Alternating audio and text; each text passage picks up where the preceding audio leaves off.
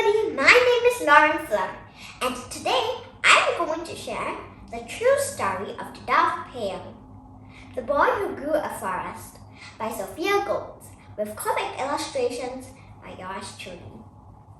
In the spirit of World Environment Day, I am going paperless and sharing my illustrations on screen. Enjoy! In India, on a large river island, among farms and families hard at work, there lived a boy who loved trees. Trees meant shade, food, and shelter for many. But each rainy season, flood waters swallowed much of the beautiful tree-covered land. The boy's precious island was shrinking, eroding away with the rushing river, leaving empty sandbars behind. The boy witnessed animals stranded on those sandbars, their homes destroyed. He feared that if animals withered without trees, people would too. The boy shared his fears with the village. The elders explained that the only way to help animals was to make new homes for them. They gifted the boy with 20 bamboo saplings. Alone, he canoed down the muddy river. He wished he could cover all the land with trees, but a large sandbar was a place to start. The land, too barren for animals. The shores, too sandy for leafy trees. Would bamboo grow? The boy hoped. Determined, he began to plant. One stump, two, then three. Every day he watered the saplings by hand. Sweat trickled down his face and chest.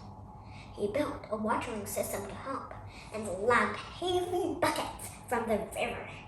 His arms grew tired, his back sore. And over time, the bamboo patch grew into a healthy thicket. The boy was proud of his work, but he worried it wouldn't be enough to stop the swelling river or to provide shelter for animals. If he wanted more plants to grow, he would need richer soil. The boy carried cow dung, earthworms, and angry red ants that bit him on the journey to their new home. He carried seeds from the neighboring villages. Each day he planted, and as time passed, the boy grew. So did the forest.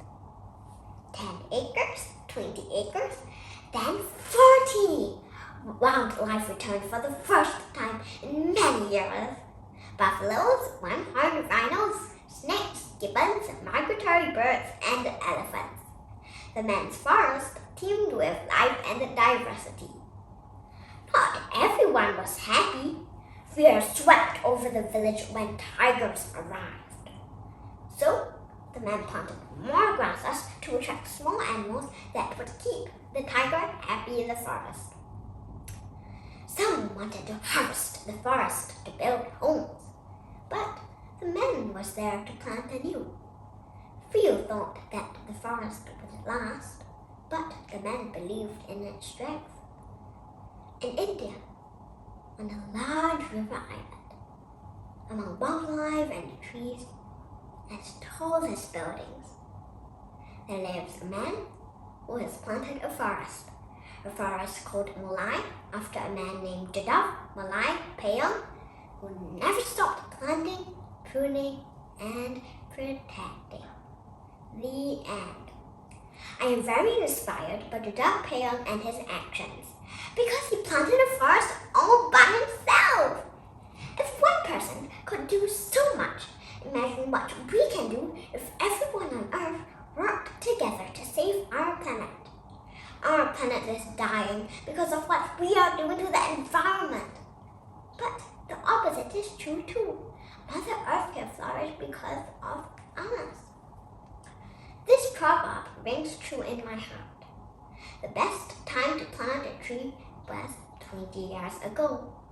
The second best time to plant a tree is now.